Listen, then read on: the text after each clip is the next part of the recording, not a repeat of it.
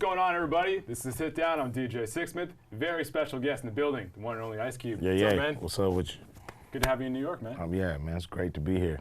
Big three, big things happening in Brooklyn. Yeah. Year 3 now for you guys, right? Year 3. You know, it's been a journey. You know, it's not easy to make a league last. It's been 20 years since the league has come out of nowhere and have stuck, which is the UFC. So we're proud to be in our 3rd year. We know the odds were against us to get here, but here we are. What's been the biggest challenge so far? Really, you know, being accepted as a legitimate professional sport. You know, a lot of people had misconceptions that this was a celebrity kind of game or No, it's not like that. or pickup, you know, and that's never what we envisioned. We knew the first year would be rough because guys really didn't know what it was and wasn't really in shape. But year 2, guys got in shape. Year 3, they're all the way ready. And so, you know, the league has grown in that aspect from people just thinking it was a pickup league to knowing that it's real professional basketball. And now it's really about exposing it to enough people and just making it popular. Who's impressed you the most here in year 3 so far? Joe Johnson. ISO Joe? Yeah, Joe's great. Amari Stoudemire's been great. You know, I like what Steven Jackson is doing. You know, these guys, they've been playing for a few years, and to see them still, you know, at the top of the food chain, playing at a high level. Even Katino Mobley. Yeah, the old man game he's got going. You know, so it's just good to see guys still able to compete, you know, with 27-year-olds. Yeah, no doubt. But then on the flip side, you got some guys that aren't taking it so seriously. So like Lamar Odom, Bonzi Wells, Baron Davis. Like, what happened with those guys? I wouldn't put it that they not taking it serious. You know, I would put it that, you know, they just wasn't ready to play I feel you. at this level, at this point in time. You know, that may change. We're going to be here for a while, I believe. So they get ready and they clear, you know, any medical issues they have, then we'll be more than welcome to have them play. You know, we wanted them in the league and have been disappointed that they haven't been able to be on the floor. So, you know, when you look at it, we have an 8-game season. So if you haven't played by the 3rd or 4th game, it's probably you should probably wrap it up for the year. It's not really fair to your team, and not really fair to the other guys that come and fans as well. Yeah, or fans who expect to see these guys play, and you seeing guys in street clothes. It's not a good look. I feel you. So how's your basketball game these days? Not good. I retired a few years ago. You retired? Come on, man. I retired. Yep. You didn't see the press conference? Well, I told you, Bill Bellamy was saying you found a lot out there back in the day. He was talking some fighting words there. No, ain't nobody fouling, you know. but you know, I just decided that I didn't want to be an amateur with pro injuries, you know. Yeah, that wouldn't be a good look. Yeah, you know, I've seen guys, you know, pop their Achilles and tear their ACLs. It's some real bad stuff. Real, like, you know, why are you on crutches? Right. You're not in the pros. You're 50 years old. You shouldn't be on crutches. Yeah, you know, so I just decided to hang it up and just be a spectator. Well, how was your game back in the day? Like, it was pretty good, yeah. You know, but I'm 5'9". How great can it be, you know? Well, how about as a football player growing up in South Central? I mean, you were doing that thing, so what was your game like with that? It was good, you know. I played fullback and linebacker. Enforcer in the middle there? Well, I was an outside linebacker. I got you. I actually like outside better than inside. You know, inside it was too many big dudes trying to knock you fat dudes out. trying to block me. So, you know, I was pretty good. You know, I started. So, you know, I guess one of the best on the teams if you start. You had a good little run with it. Yeah, you know, and then I met Dr. Dre and then kind of changed things. Stopped going to practice. Yeah. How old were you when you guys met? I was 15 when we met. So what was life like for you before Dre and Eazy-E, before everything kind of blew up? You know, growing up in the neighborhood, you know, trying not to get shot, Yeah, pretty much. Yeah. And having fun, you know. We used to be a big sports street. It's like Playing outside a lot? Yeah, it's like 15 boys on my street. Like, so we Nobody's would always inside playing video games. Nah, we would that. always be basketball, football, stickball in the street, go-karts, motorcycles. You know, that was kind of our block, was into that kind of stuff. So before I met Dre, that's what it was about. And then I met Dre, and then the music started to kind of engulf my life, and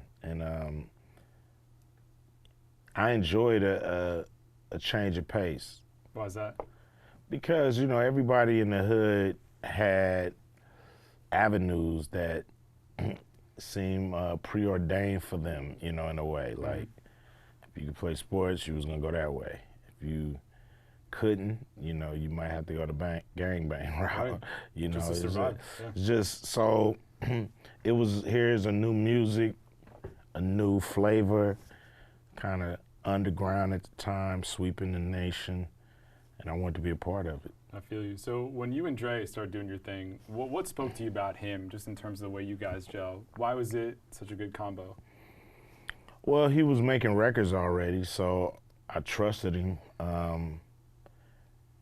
mean, he could rock a party as a DJ, like, and he could DJ good. Now, I mean, DJing nowadays, anybody can do it. Right, you start pushing a few buttons. Just pushing buttons. Yeah. But back then, you actually had to have skill and technique, and he had all that. You know, he had no weaknesses on the turntable. So that was impressive to me. And his parties always were louder. He always EQ'd his speakers the best. So Gotta call the neighbors to turn that down. Yeah, so he always was, you know, light years ahead of everybody else. And so that was contagious to work with. So thinking about your story, like, a lot of people look to you now and you inspire them. Who were the guys that inspired you at that point, or just when you were growing up at that point? You know, sports figures. I was a big fan of, you know, the Jordans of the world, and you know, even fan of, you know, football players and boxers and entertainers. You know, at a certain point, some entertainers that was really influential. You know, Prince, Michael Jackson, of course.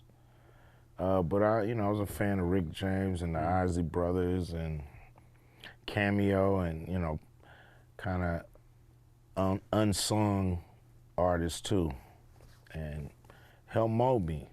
You had a little Muhammad Ali, a little Richard Pryor, you know, Parliament Funkadelic in there. And you sprinkle a little bit back there, and then it makes you create an Ice Cube, you know, Dr. Frankenstein style. So thinking about your music, like, I'm always fascinated, like, how stuff actually cuts through culturally. Like, when did you guys start to sense that our music is doing big things, but also it's like totally forming this whole cultural movement here as well? I mean, you know, we were just happy to be able to make noise, to be able to cut through, you know, the hell that a local artist finds itself in sometimes. Which is what? Well, you know, you local, you big in your hometown, but you can't get traction anywhere else across the country, and it can be frustrating. So guys look to always take the next step. So being with NWA, that was like taking the next step, and you know, it was just a great experience. It's pretty wild. Kenyon Martin was here telling a story, like, he grew up in a Christian area, Christian counselors, and he's listening to NWA, and they're like, what are you listening to? Yeah. When did you guys start to sense that you were moving out of the neighborhood and hitting all different types of people? You know, getting reports on the news, having, you know, our lawyer tell us about his lawyer friend listening to the record.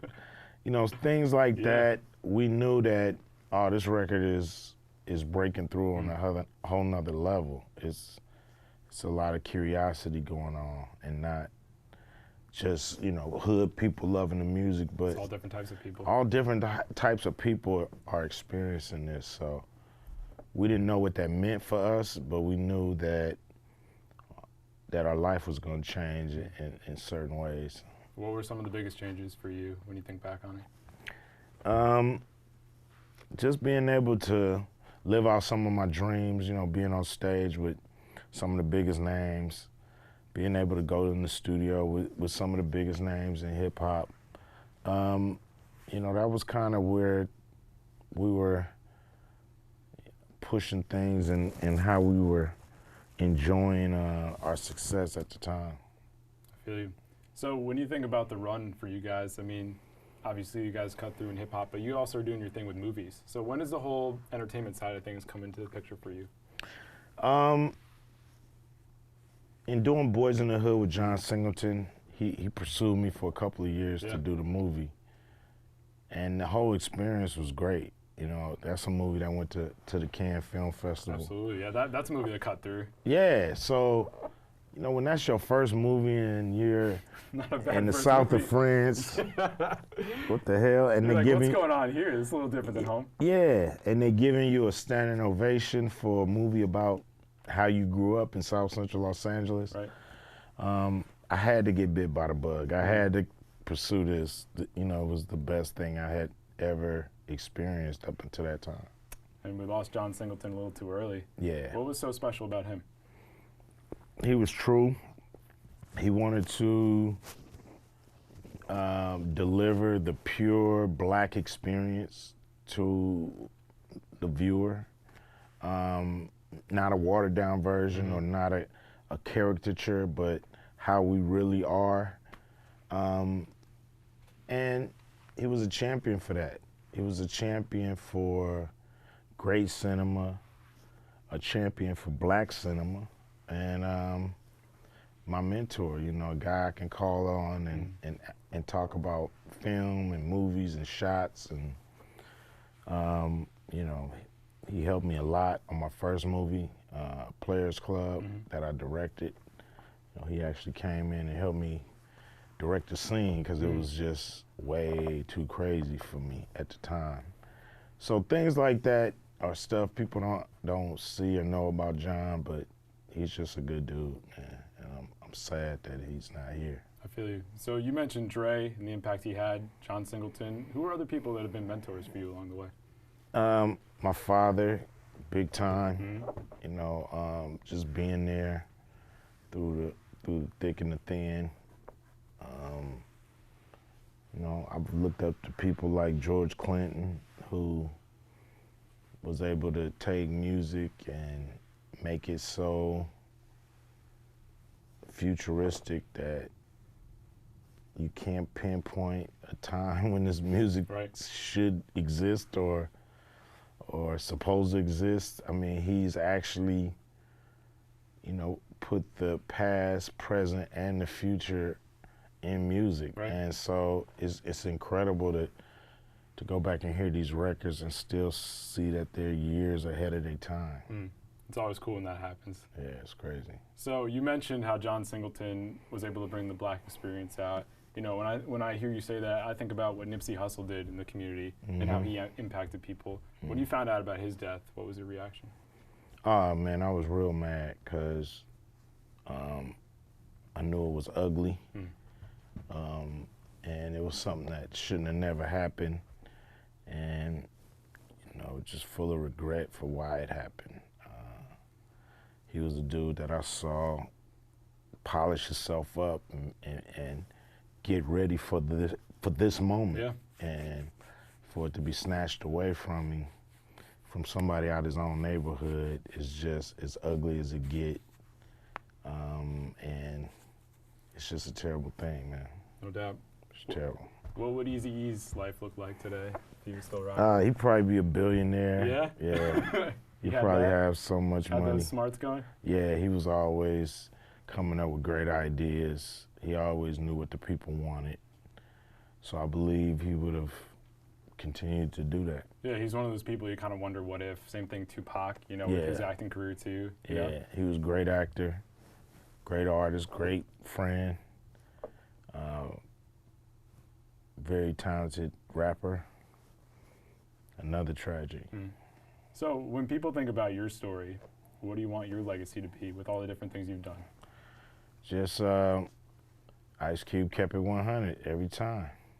You're still keeping it 100. Every time. So Cube, Big Yeah. 3 coming to Brooklyn this Yes. weekend. What can people expect? Where can they check it out?